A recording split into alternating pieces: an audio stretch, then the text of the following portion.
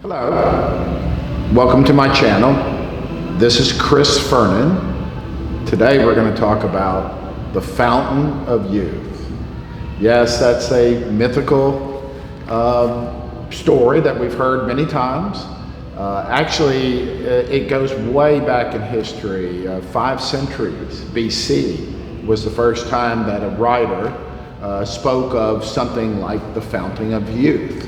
Some magical water that would restore youth and vitality to anybody who drank it or swam in it.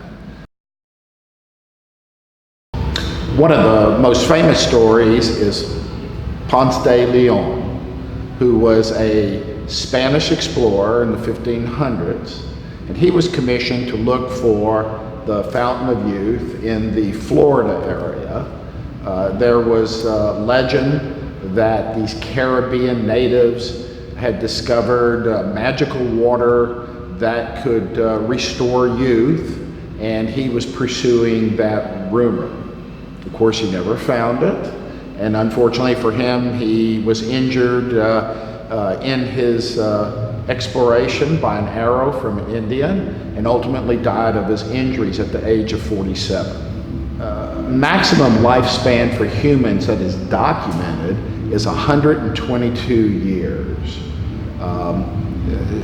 They've had issues with finding proper documentations of people's age, but the one that they do have is 122 years of a woman who died in 1998. So this has been designated as the maximum lifespan, since it's the longest living human that we know of at 122 years. When we consider life expectancy, they look at the data a couple of different ways. If we take from birth all the way to death, particularly years ago, the data was skewed downward because there was high infant mortality. And so a lot of data started looking at if you should survive to 21, how much longer would you live after that, and look at life expectancy based on making it through childhood. And when we look at the data based on making it through childhood, actually there's lots of accounts of people living into their 60s, 70s, and 80s, even centuries ago. As I said, the biggest problem was childhood mortality that skewed the numbers down. But if you made it through that, you had a good chance of living a long, productive life, even centuries ago. Factors that affect life expectancy is economics. There's a direct correlation that if someone or a culture has more money, that life expectancy is actually expanded. Air pollution and air quality is another factor that can be taken into consideration. Lifestyle choices such as alcohol, tobacco, and recreational drugs also will have an effect of life expectancy. Obesity by itself actually factors into life expectancy. Obese people lose years from their predicted life expectancy because of obesity. Diet and exercise are also a factor in life expectancy.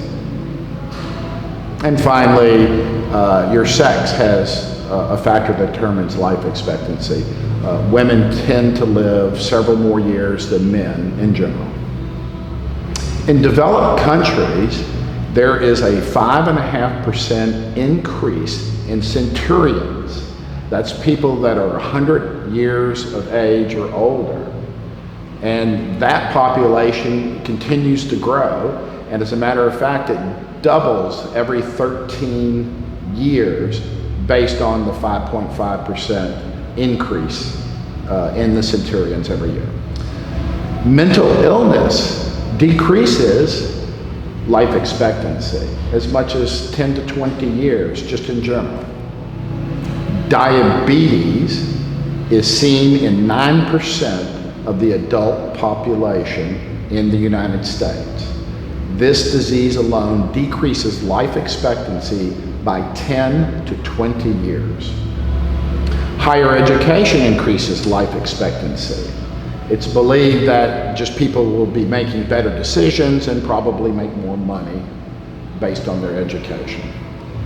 Caloric restriction has been associated with increase in life expectancy. The less food that one takes in, the longer someone might live. Now, this was seen in mice, where they starve or restrict caloric intake of mice, and they would outlive their counterparts that had access to more food. So they're extrapolating that data to humans, that if humans were to take in less food, that they should live longer. So researchers have zeroed in on healthy lifespan or health span, and these are the years that you are essentially disease-free and therefore able to go about your life without taking illness into effect. And ultimately, that's what we would like to do, is expand the health span, the good years.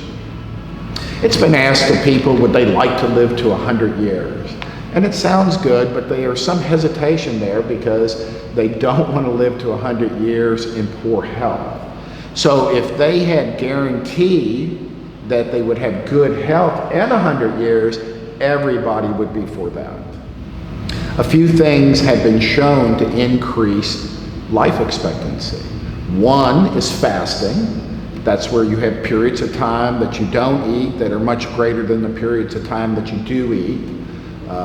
If we're looking at the 24-hour cycle, some people might not eat for 16, 18, or 20 hours, and then they'll eat the other part, the 8, the 6, or the 4 hours.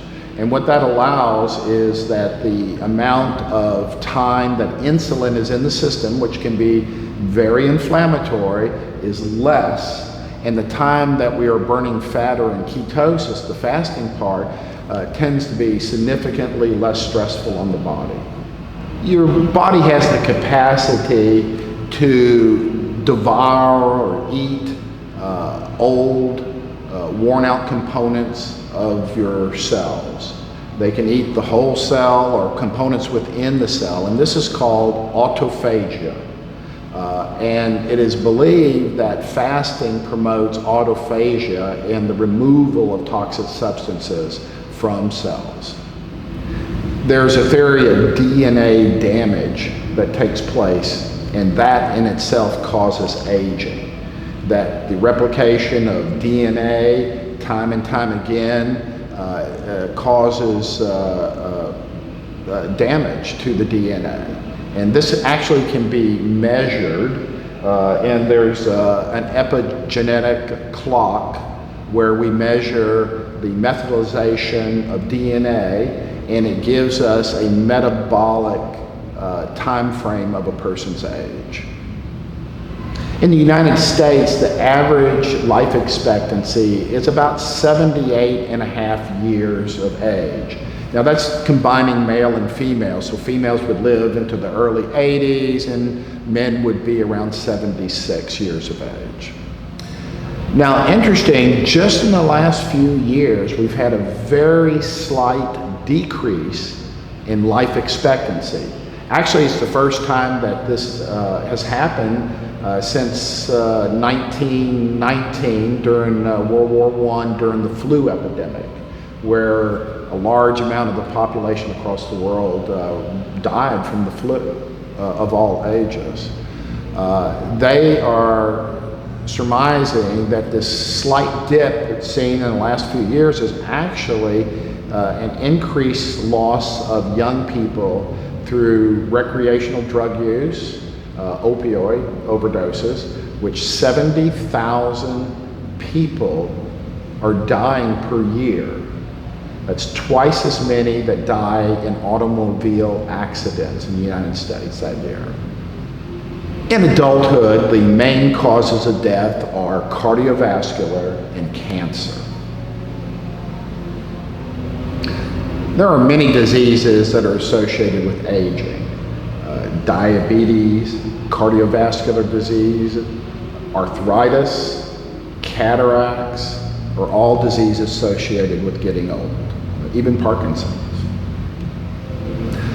There's been much research hunting for drugs to decrease the aging process, and this is still a new frontier that's being heavily researched and investigated. They truly don't have a magic bullet. They have theories. The best thing that we have to prevent aging is diet and exercise. On the diet, it looks like intermittent fasting is the best type of timing of diet to increase energy and life expectancy. Now, what does that mean? That means that we'll have greater periods of fasting, therefore not eating, taking in any calories, and shorter periods of when we eat.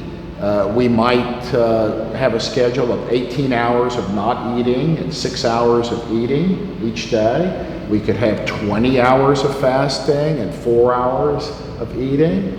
We could have 14 hours of fasting and 10 hours of eating. But having that large break of fasting allows the body to reset, allows it to burn fat, which is a normal process. I'd like to tell you my background. I'm 63 years of age. I've been intermittent fasting on and off for approximately 30 years. I started 30 years ago not by the thought, oh, I want to do intermittent fasting, but I was in a job situation that was very intense. And I would go in at work at 6 or 7 in the morning and work all day.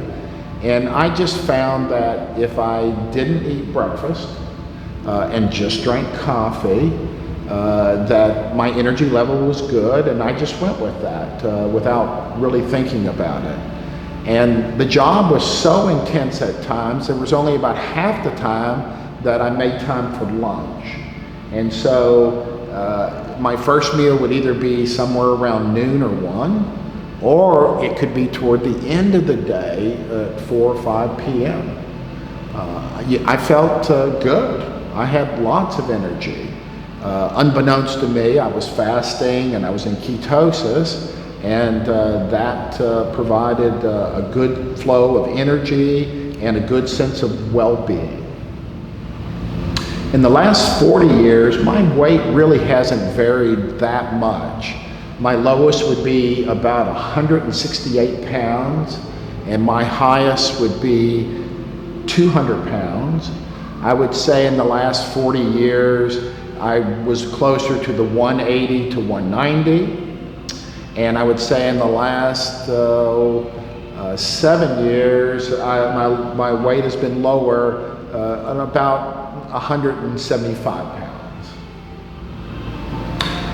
So my current weight is 175 pounds. I'm carrying about 10% fat based on some calculations, but you can see that I don't have a lot of subcutaneous fat. And therefore you can see my veins abdominally. You know, I don't have fat here, and you can see my muscles and ribs here.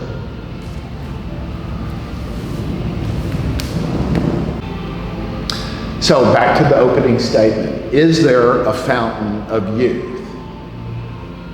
No, it is a myth. There's no magic pill, there's no magic shot that will give you youth. The best thing that one can do is through diet and exercise, and I do mean persistent diet and exercise. For me, the diet I've been on has been for, or I should say the intermittent fasting I've been on for 30 years. The high protein, low carbohydrate diet I've been on for 20 years. And exercising, I've always exercised through my life, but in particular the last 20 years, actually I've gone to the gym almost every day. I almost every day do approximately 30 minutes of aerobics. That could be walking, could be on a treadmill, could be an elliptical, it could be a bicycle. But I have done 30 minutes of aerobics almost every day for the past 20 years. In addition to that, I have 2 other forms of exercise that I incorporate into my protocol. One is core, which is abdominals, and I'll do a video later on the abdominal exercises I do, but that strengthens your core, your lower back, your upper shoulders, gives you better posture, and it's very, very important. The other one is weight resistance. That's going to be upper body and lower body, where you're using weights and you're lifting these weights, which will increase muscle mass, but actually it'll increase testosterone naturally. It'll increase growth hormone naturally.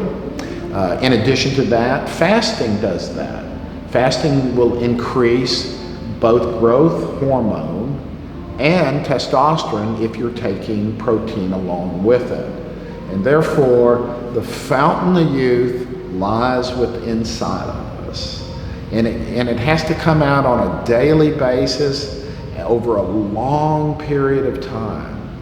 And that's why light exercising and aerobics and core and intermittent fasting with a high protein, low carbohydrate diet over 20 and 30 years will allow me to come into my mid-60s in really good shape.